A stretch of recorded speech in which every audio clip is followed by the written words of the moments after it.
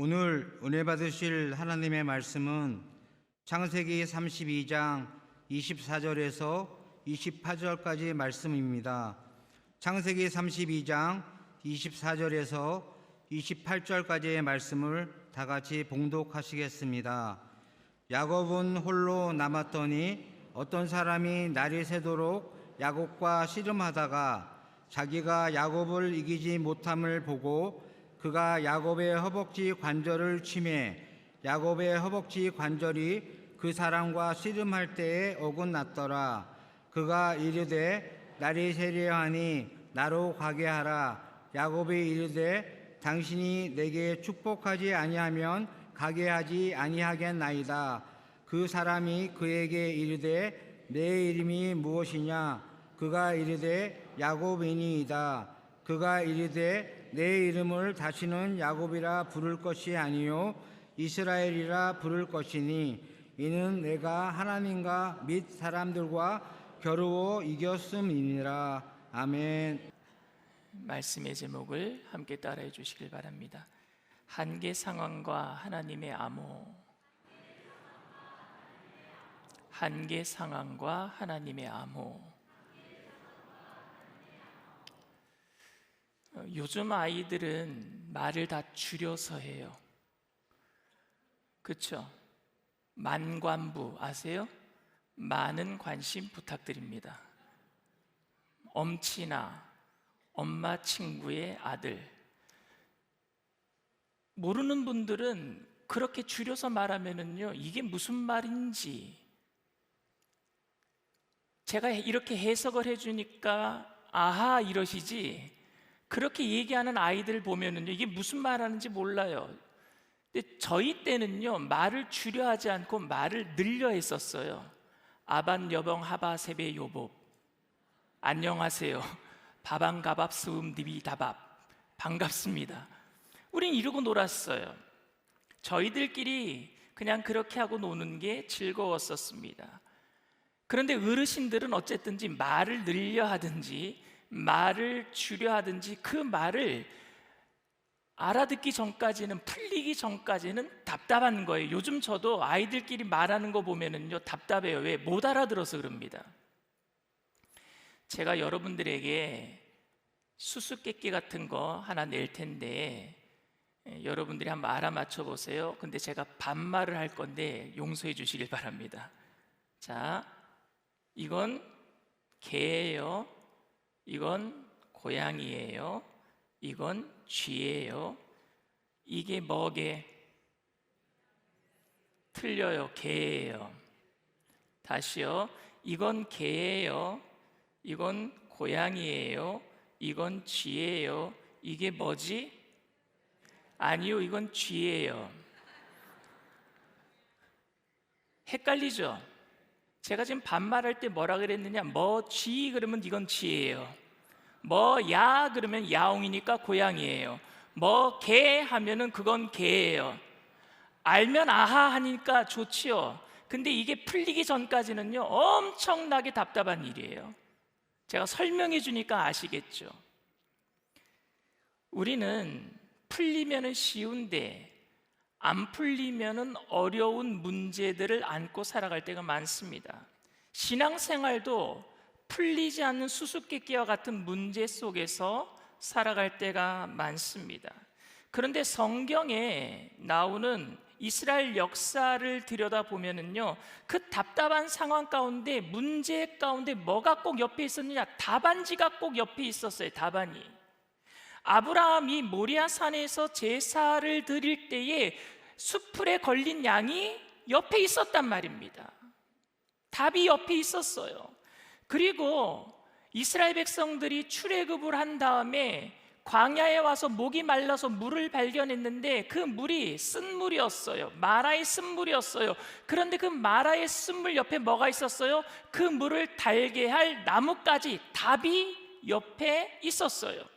이스라엘 백성들이 벳세다 광야에서 예수님을 따라 나와서 그래서 말씀 듣느라고 배고픔을 참았는데 그런데 그 배고픔을 해결해 줄 답이 어디 있었어요? 누군가가 가져온, 어린아이가 가져온 오병이어, 보리떡 5개, 물고기 2마리가 그들 안에 답이 있었단 말입니다. 우리가 보기에는 한계 상황이고 답이 없어 보이는 답답한 상황이지만, 우리가 알지 못하고 깨닫지 못하는 답이 그 답답한 그 상황 옆에 늘 존재하고 있었다라는 말입니다. 이런 상황을 연출하시는 하나님이 참, 저는 수수께끼를 즐기시는 유머가 많으신 하나님이 아닌가라는 생각도 해봅니다. 독일의 유실론적, 그러니까 신이 있다라고 믿는 실존주의 철학의 권위자인 칼 야스퍼스는 1921년 하이델베르그 대학교의 철학과 교수였었습니다. 그는 근데 나치 정권에게 아내가 유대인 출신이라는 이유로 헤어지라고 요구를 받자 이런 지하에 거절하고 맙니다. 그 대가로 하이델베르그 대학의 교수직을 박탈당해요. 한계 상황을 맞이합니다. 교수가 가르치지 못하고 대학에서 쫓겨나는 거예요. 그런데 자기의 친구 하이데거는 나치에게 적극적으로 협력함으로써 프라이부르크 대학의 총장까지 되는 거예요.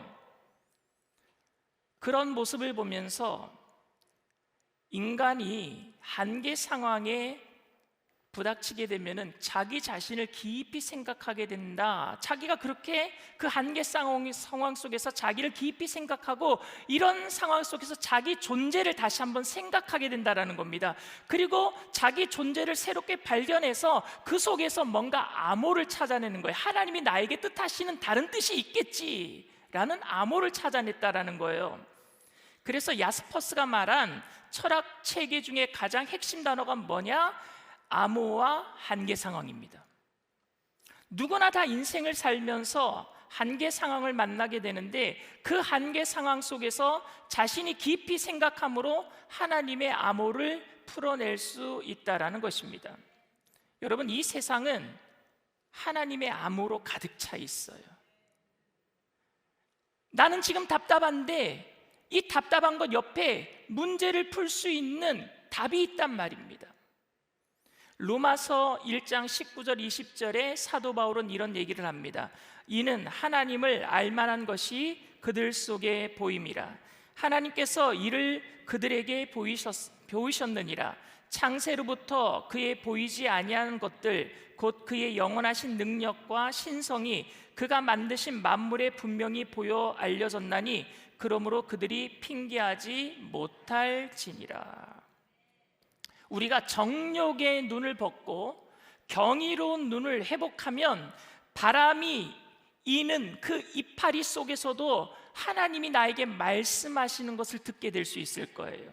성령 받게 되잖아요. 그러면은요, 집에 가는데 나무 이파리가 꽃잎이 나한테 말을 거는 것 같다니까요. 그 속에서도 하나님의 음성이 들리는 것 같아요. 이 세상에 여러분, 많은 자동차들보다 이 자동차들은 도로교통법, 신호등 체계가 있어도 사고가 나는데, 온 우주에 이 자동차들보다 더 많은 별들이 어떻게 그렇게 신호 체계도 없는데 서로 부딪히지 않고 잘 돌아가는지, 하나님의 암호가 풀리면은요, 하나님의 살아계심이 보인다니까요. 사람의 몸속에는요, 핏줄이 얼마나 긴 줄 아십니까? 12만 킬로나 된데 내 안에 핏줄이 연결되어 있는 게 12만 킬로인데 지구의 둘레에 3바퀴가 됩니다. 여러분, 하나님의 암호가 풀려지면 온 우주의 신비가 내 안에 있구나 깨달아진다니까요. 영국의 시인 윌리엄 브레이크가 순수의 전조라는 시에서 이렇게 얘기를 합니다. 한 알의 모래에서 세상을 보고 한 송이 들꽃에서 천국을 본다. 그대의 손바닥에 무한을 쥐고 순간 속에서 영원을 보라. 어떻게 여러분 한 알의 모래에서 우주를 보고 한 송이 들꽃에서 여러분 천국을 볼 수 있겠습니까? 어떻게 손바닥 안에 무한한 것을 쥐고 순간 속에서 영원을 볼 수 있겠습니까? 그것은 하나님의 숨결, 하나님의 암호가 세상 모든 만물에 스며 있는 것을 깨닫게 될 때입니다. 그런데 이런 하나님의 암호가 가득 찬 세상 속에서 어쩔 수 없는 내가 맞닥뜨리는 한계 상황이 존재한단 말입니다. 우리에게 다가오는 대표적인 한계 상황이 뭔지 압니까? 모든 사람들이 맞닥뜨리는 죽음이에요. 한계 상황입니다. 고통입니다. 질병이에요. 사람들의 관계 속에서는 갈등입니다. 그리고 죄로 인한 죄책감입니다. 이러한 한계 상황에 직면할 때 사람들은요, 자신의 존재 기반을 잃어버리고 방황할 수도 있어요. 그러나 반대로 이 한계 상황 속에서 하나님의 암호를 풀어낸 믿음의 사람들은 도약의 계기로 일어서게 될 줄 믿습니다. 둘 중에 하나예요. 내가 무너질 것인가, 좌절할 것인가, 아니면 도약의 계기로 삼을 것인가. 나라는 현재의 존재는 이 세상의 조건과 상황에 매여 있어요. 그러나 한계 상황을 통해서 이 세상에 매여 있는 존재를 벗어날 수 있는 기회를 하나님이 우리에게 제공해 주시는 거예요. 죽음의 공포, 죽느냐 사느냐의 생존 경쟁, 배고픔, 질병, 사랑하는 사람과 헤어져야 하는 고통, 지옥 같은 전쟁, 우리가 피하고 싶어도 피할 수 없고 어쩔 수 없이 그 속에서 살아갈 수밖에 없는 이러한 삶의 조건들은 한 존재를 현실의 상황 속에서 벗어나 더 깊은 내면의 세계, 내 자신을 바라보게 만드는 기회가 될 수 있단 말입니다. 우리는 지금 물에 물 탄 듯이 술에 술 탄 듯이 세상에 쓸려가고 있어요. 그런데 그런 한계 상황을 만날 때 내 자신 어디에서 와서 무엇 때문에 살며 어디로 가는지 생각할 수밖에 없단 말입니다.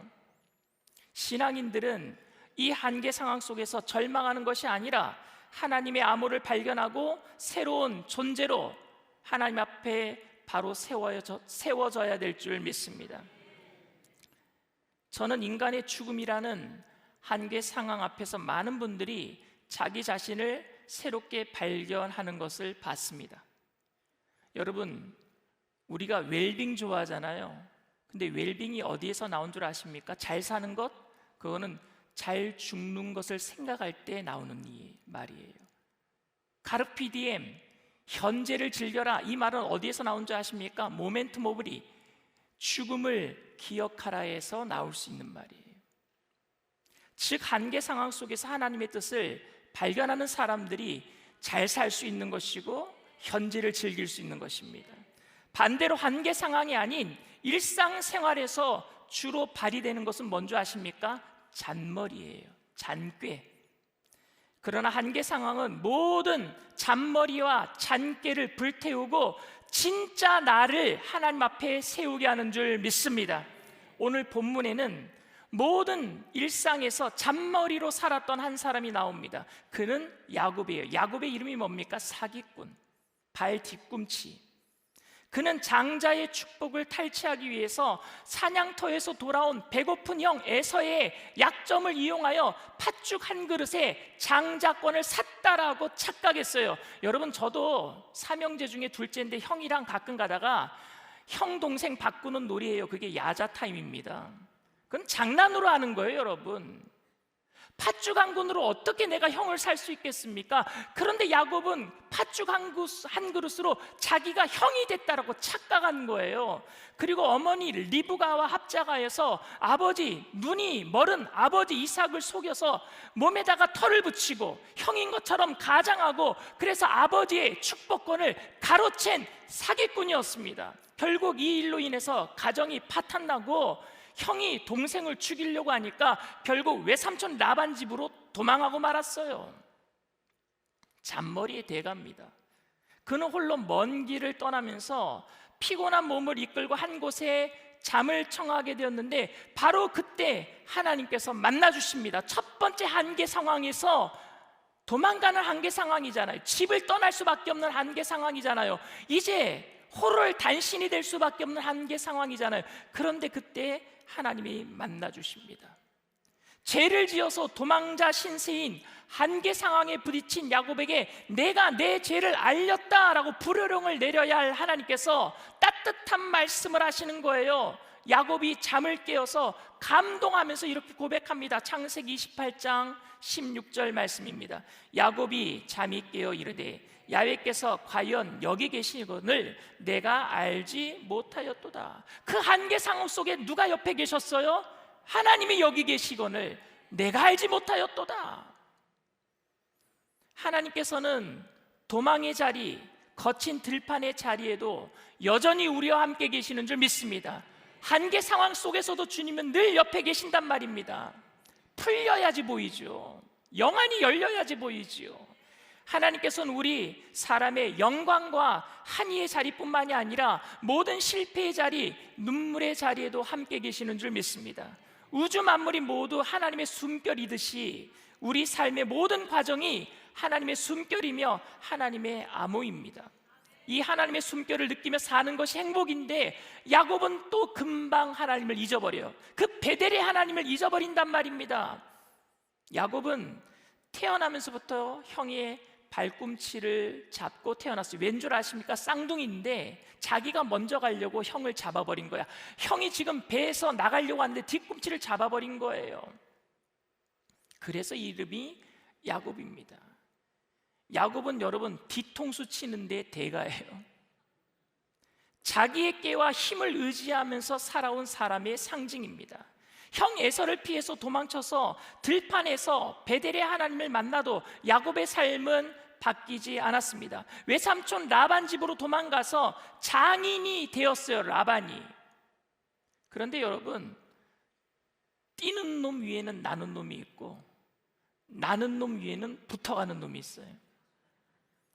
그러니까 사기치는 야곱 위에 더 사기 잘 치는 라반이 있었어요. 그래서 7년을 속아서 결혼을 했는데 자기가 사랑하는 라헬이 아니라 레아였어요. 그리고 다시 7년을 일해서 14년 만에 얻은 아내가 사랑하는 라헬입니다. 그런데 왜 삼촌 라반은 자꾸만 품삯을 어겨서 자기에게 양을 안 주는 거예요. 그래서 결국에 품삯을 제대로 받지 못했는데 자기가 자기 잔꾀로 양들 중에 흰 양과 검은 양이 있는데 알록달록한 양이 나오면은 자기가 가지겠다라고 하면서 결국에 양들이 교미를 하는 물가에다가 신풍나무, 살구나무, 알록달록한 나무 잔깨를 가지고 엮어가지고 거기서 양들이 물 먹고 교미할 때 알록달록 그걸 가지고 이제 바라봄의 법칙이라고도 얘기를 하는데 그렇게 해서 태어난 모든 양들을 자기 양으로 만들었잖아요. 근데 인간의 잔깨였어요. 그것 또한. 그래서 결국에 외삼촌 라반과 경쟁 관계가 되고 결국에 외삼촌 라반 집에서 야밤 도주해야 되는 그 잔깨 때문에 또 한계 상황에 맞닥뜨리게 됩니다. 더 이상 갈 곳이 없어요. 어찌되었든 여러분, 야곱은 자기 힘으로 많은 것을 얻었습니다. 자신이 형을 속이고 아버지를 속이기는 했지만 장자의 명분을 얻었다라고 생각했어요. 그리고 2명의 아내도 얻었습니다. 그리고 그 2명의 아내를 통해서 12명의 자녀들도 얻었습니다. 물질도 많이 얻었습니다. 자신의 힘으로 안 되는 것이 없었어요. 잔머리 쓰면은 사기를 치면은 뭐든지 할 수 있다라고 생각한 거예요. 그러던 야곱이 진짜 한계 상황에 내던져지게 됩니다. 라반의 추격을 피해서 이제 갈 곳이 없어서 고향으로 가는데 형 에서가 400명의 군사를 이끌고 자기에게 쳐들어온다라는 소식을 들은 거예요. 두려웠던 야곱은 하나님께 이렇게 기도합니다. 창세기 32장 11절 말씀입니다. 내가 주께 간구하오니 내 형의 손에서 에서의 손에서 나를 건져내시옵소서. 내가 그를 두려워함은 그가 와서 나와 내 처자들을 칠까 겁이 나기 때문이니이다. 야곱은 기도한 이후에 하나님께 한계 상황 속에서 하나님께 모든 걸 맡기지 않았어요. 기도한 이후에 뭐 한 줄 아십니까? 인간의 계략을 꾸며냅니다. 형에게 먼저 뇌물을 보내는데 그 양이 엄청나요. 암염소 200마리, 수염소 20마리, 암양 200마리, 순양 20마리, 약대 60마리, 암소 40마리, 황소 10마리, 암나귀 30마리, 합이 550마리를 보내요. 엄청난 뇌물을 보냅니다.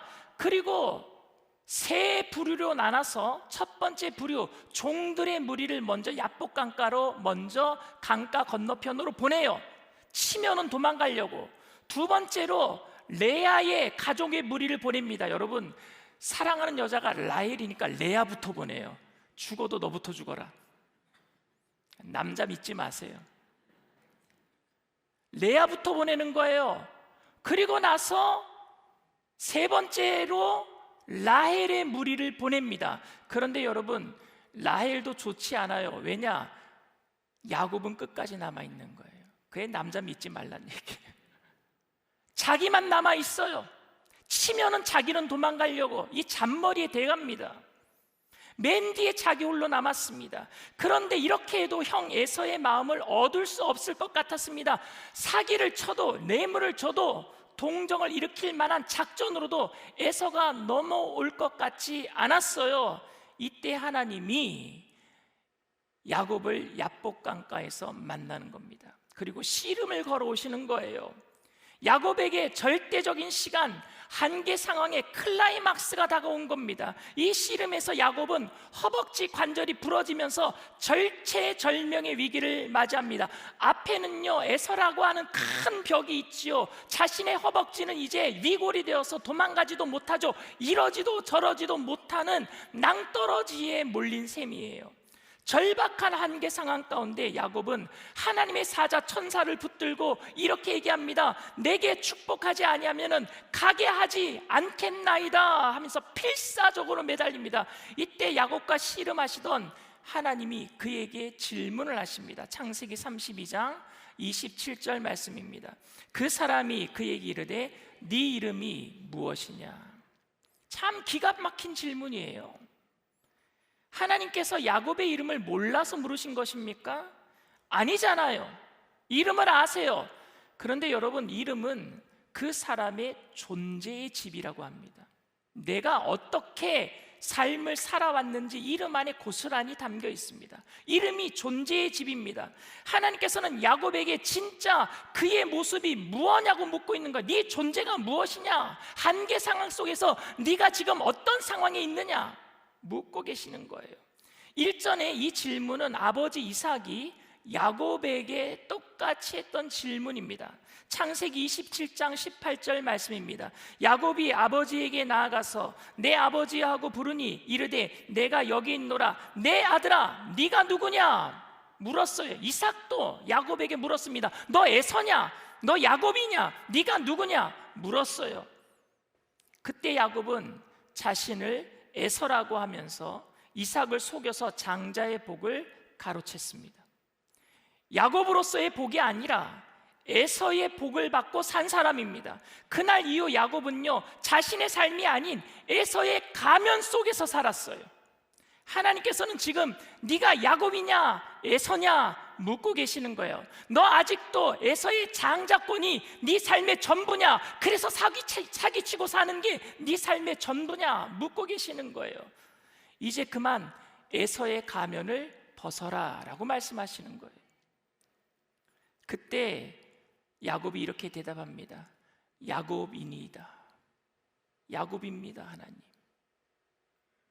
이 고백은 저는 에서가 아니라 야곱입니다. 저는 사기꾼입니다. 저는 거짓말쟁이입니다. 20년이 지나서야 자기가 물질을 붙잡고 그것이 마치 하나님의 복인 양 살았던 자기 자신을 발견한 거예요. 그때 하나님이 이제 너를 야곱이라고 부르지 않겠다, 이스라엘이라고 부르겠다 말씀하십니다. 이제 자신의 꾀가 아닌 하나님의 은혜 안에서 살아가는 존재가 된 줄 믿습니다. 이스라엘이라는 이름은 하나님과 씨름하여서 이겼다라는 그 의미보다도 하나님과 관계하면서 늘 붙잡고 살아가는 사람이 되겠다라는 의미인 줄 믿습니다. 하나님은 야곱의 자아를 찾아주셨고 평생을 에서에게 갇혀 살았던 삶에서 자유함을 주신 줄 믿습니다. 야곱은 어찌할 수 없는 한계 상황에서 하나님의 음성을 들으면서 에서의 가면에서 벗어나 야곱의 실존, 자기 존재를 찾아낸 거예요. 한계 상황에서 자신의 에서가 아니라 야곱이라는 새로운 이스라엘이라는 암호를 풀어낸 줄 믿습니다. 사랑하는 성도 여러분, 여러분들은 지금 어떤 한계 상황에 직면해 있습니까? 그렇다면은 그 시간은 축복의 시간인 줄 믿습니다. 왜냐하면은 내 자신의 실체를 깊이 들여다볼 수 있는 시간이고, 그로 인해서 하나님께서 나에게 원하시는 뜻을 발견할 수 있는 시간이며, 하나님의 암호를 풀어내서 축복받을 수 있는 귀한 시간이기 때문입니다. 이 세상의 문제가 더 커 보이고 우리는 그 앞에 아무리 작은 존재라고 할지라도 전부이신 하나님께서 우리와 함께 하시기에 우리는 극복하고 내 옆에 계신 하나님, 답을 갖고 계시는 하나님을 찾아낼 때에 이겨낼 줄 믿습니다. 한계 상황은 자신의 자아 속에 있는 하나님의 형상을 발견하는 자리가 되는 겁니다. 나를 향하신 하나님의 뜻을 발견하는 자리인 줄 믿습니다. 깊고 깊은 고난 속에서 하나님의 은혜로 절박이 대박이 되는 놀라운 축복의 자리가 되는 줄 믿습니다. 우리에게 한계 상황은 절망의 이유보다는 희망의 기회가 됨을 잊지 말게 되기를 바랍니다. 이 나라의 한계 상황은, 정치적인 한계 상황은 하나님이 일하실 수 있는 놀라운 은혜의 시간이 될 줄 믿습니다. 하나님 앞에 진실하게 서서 하나님께서 우리들에게 향하신 그 뜻을 발견하고 하나님의 뜻대로 살아가는 저와 여러분들 되시기를 주님의 이름으로 축원을 드립니다. 이 시간 잠시 말씀을 생각하시면서 묵상으로 기도해 주시길 바랍니다. 오늘 저희 교회에 처음 나오신 분이 계십니까? 한계 상황 속에서 이것도 안 되고 저것도 안 되고 교회 나가면 무슨 어떤 좋은 일이라도 있을까봐 소식 듣고 나오신 분이 계십니까? 그 한계 상황, 그 가운데 주님이 여러분들을 향하신 놀라운 뜻이 있는 줄 믿습니다. 이 세상 속에서는 한계 상황을 만난 사람들은 절망하고 좌절하고 자기가 책임지다 보면은 그 책임 때문에, 죄책감 때문에 도저히 빠져나올 수 없는 수렁으로 들어갈 수도 있는데, 주님께서는 우리들에게, 그 한계 상황에 있는 우리들에게 내가 곧 길이요 진리요 생명이니 나로 말미암지 않고는 아버지께로 올 자가 없다 길을 내주시고, 그리고 한계 상황 속에서 말씀을 통해서 우리 마음속에 기쁨을 주시고 영원한 생명을 주시는 줄 믿습니다. 내가 오늘 예수님을 믿고 이제는 주님과 함께 이 세상에 가득 찬 하나님의 뜻을 발견하고 천국 가는 그날까지 기쁨으로 살겠습니다 하시는 분들은 믿음을 가지고 그 자리에서 일어나 주시길 바랍니다. 인터넷상에서도 TV상에서도 예배드리는 그 자리에서도 처음 예배를 드리는 분이 계시다면 믿음을 가지고 일어나 주시길 바랍니다. 믿음으로 일어나신 분들은 제가 하는 기도를 따라해 주시길 바랍니다. 하나님 아버지, 저는 죄인입니다. 어디에서 와서 왜 살며 어디로 가는지 알지 못하고 방황하며 살았습니다. 저의 죄를 위하여 십자가에서 죽으시고 부활하신 예수님을 제 구주로 모셔드립니다. 저는 하나님의 자녀가 되었습니다. 지금부터 영원토록 주님과 함께 살겠습니다. 예수님의 이름으로 기도드립니다. 아멘. 할렐루야. 여러분들을 진심으로 축복하고 환영합니다. 우리 주는 완전합니다. 찬양하겠습니다.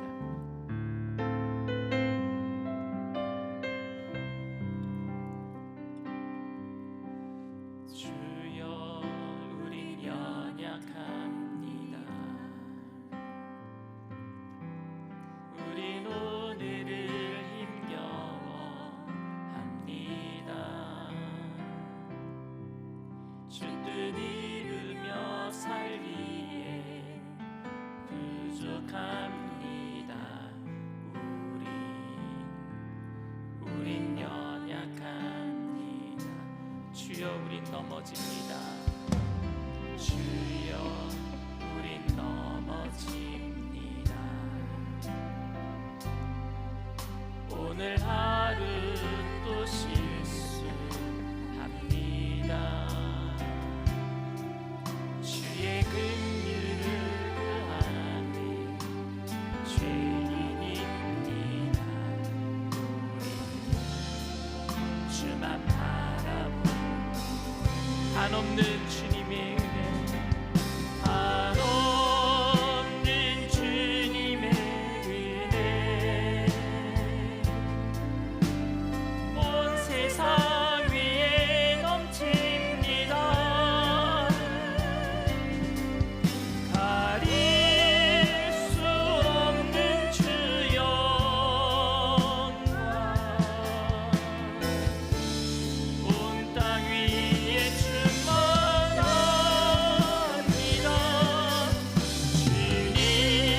주님만이 길이 우린 그 길 따라갑니다. 그날에 우리 이루신 주는 완전합니다. 한없는 주님의 은혜, 한없는 주님의 은혜, 온 세상 위에 넘칩니다. 가릴 수 없는 주 영광, 온 땅 위에 충만합니다.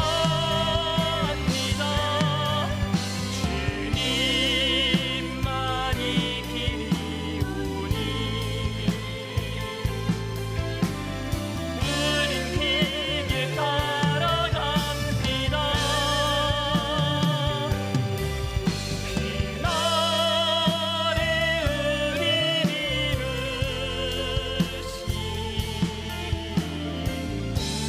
주는 완전합니다. 사방으로 다 막혀 있는 것 같고 어느 것 하나라도 빗줄기 하나 들어올 수 없는 깜깜한 한계 상황 속에 답이 보이지 않을 때 왜 그런 상황이 다가올까요? 여러분, 이 세상에 너무 많은 빛이 많아요. 그러다 보니까 밤하늘에 별이 안 보여요. 근데 정전돼 보세요. 별은 있어요. 암전이 되면은요 깜깜하잖아요. 진짜 깜깜하면 별이 보여요. 왜 하나님이 우리에게 한계 상황을 주실까요? 하나님 볼 수 있도록, 하나님 볼 수 있도록.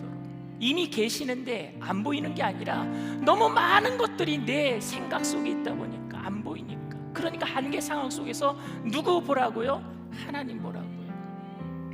여러분, 컴퓨터가 바이러스를 먹고 그래서 막 버그가 생기고 엉켜버리고 그때는 어떻게 하는 줄 아십니까? 리셋하면 돼요. 껐다 다시 키든지 아니면 포맷을 했다가 다시 깔면 돼요. 한계 상황은 새롭게 시작을 의미합니다.